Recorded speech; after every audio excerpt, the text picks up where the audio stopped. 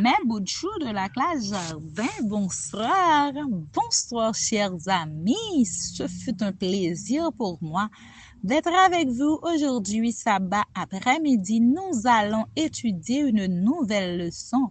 Oui, une nouvelle leçon. On va étudier ensemble la leçon 11. Bonsoir, Granny. Bonsoir, grand-papa. Bonsoir à tous les membres de la famille qui sont déjà présents et qui vont étudier avec nous les leçons de l'école du sabbat. Oui, chers amis, nous allons étudier ensemble notre leçon Mes bouts de chou de la page jardin. Le titre de la leçon de cette semaine, c'est bien « Suivez-moi ». Oui, « Suivez-moi ». C'est bien le titre de la leçon. Le verset à mémoriser se trouve dans le livre de Jean. Chers amis, Jean 15, verset 14. Oui, Jean 15, verset 14. Vous êtes mes amis. Oui, chers amis, c'est un court verset qu'on va mémoriser dans 2 jours. Chers amis, les leçons ont toujours un message, mes bouts de chou de la classe jardin. Le message de la leçon de cette semaine.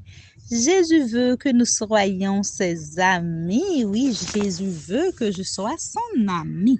Chers amis, juste avant d'entrer dans la leçon, je vais vous poser des questions. Lorsque tu entends bonne nouvelle, qu'est-ce que tu fais? Et parles-tu à quelqu'un? Tu aimes peut-être dire à ton frère ou à ta sœur, oui.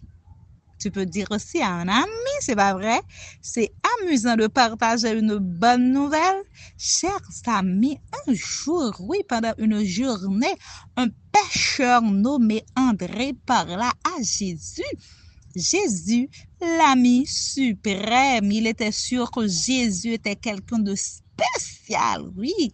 Quelqu'un de spécial, il croyait que Jésus était le sauveur de l'humanité, le sauveur dont il avait entendu parler et lui aussi, le sauveur dont il avait besoin, chers amis.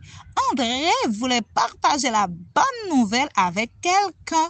Il alla donc trouver son frère. Oui, il n'était pas fils unique, il avait un frère. Il avait un frère. Il alla donc trouver son frère qui était aussi un pêcheur. Quelque chose de spécial va se produire, chers amis, quelques jours plus tard.